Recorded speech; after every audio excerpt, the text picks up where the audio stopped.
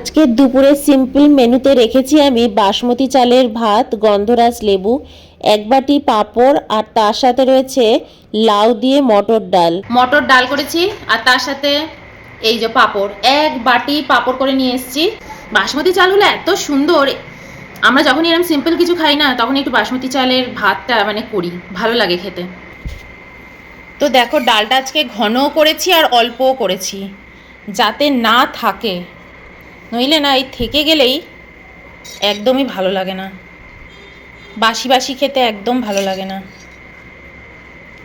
এখন ওর দোকানে সব বাঙালি জিনিস স্টোর করেছে, ওখান থেকেই আনি আর খাই। কত বছর বাদে মটর ডাল খাচ্ছি জানো, এখানে কোনো দোকানে তুমি মটর ডাল পাবে না। ভালো আছে গো, ভালো লাগছে। মটর ডালের মধ্যে বিশেষত্ব কি আমি জানি না, যে এত মটর ডাল করে সবাই লাফায় না।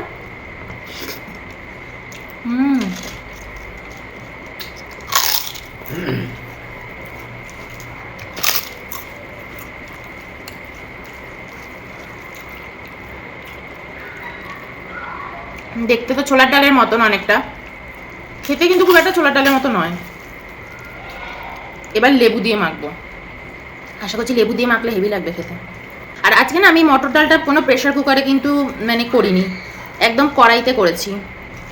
আমি একদম প্রেশার কুকারটাকে পারলে বর্জনই করে দিতাম। 2 বছর হয়ে গেল আমার প্রেশার কুকারে চিকেন বলো কোনো রান্না বলো।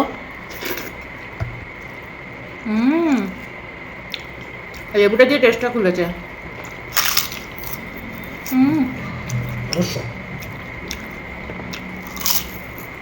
খেতে বসছি কখন জানো, 4টে বাজে এখন। 4টের সময়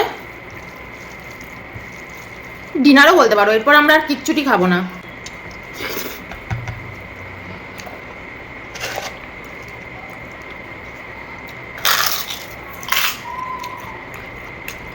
কারণ আমাদের বাড়ির সামনেই হচ্ছে মণিপাল হসপিটাল, ব্যাঙ্গালোরের অনেক বড় হসপিটাল, আমাদের বাড়ির সামনেই।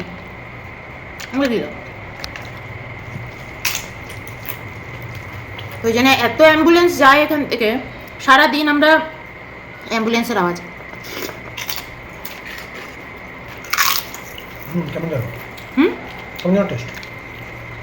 ভালো লাগে না। আগে আমি প্রেশার কুকার ইউজ করতে না হেভি ভালোবাসতাম, কিন্তু প্রেশার কুকার শরীরের জন্য একদমই ভালো না। আবার আমাদের মা মাসিরা যা জানে অনেকে তা জানে না। তুমি একটা বাড়িতে তো আর সব রকমের রান্না বা সব রকমের কিছু কালচার তুমি পাবে না। ভ্যারাইটি কালচার থেকে ভ্যারাইটি রান্না, ভ্যারাইটি জিনিস শিখতে হয়।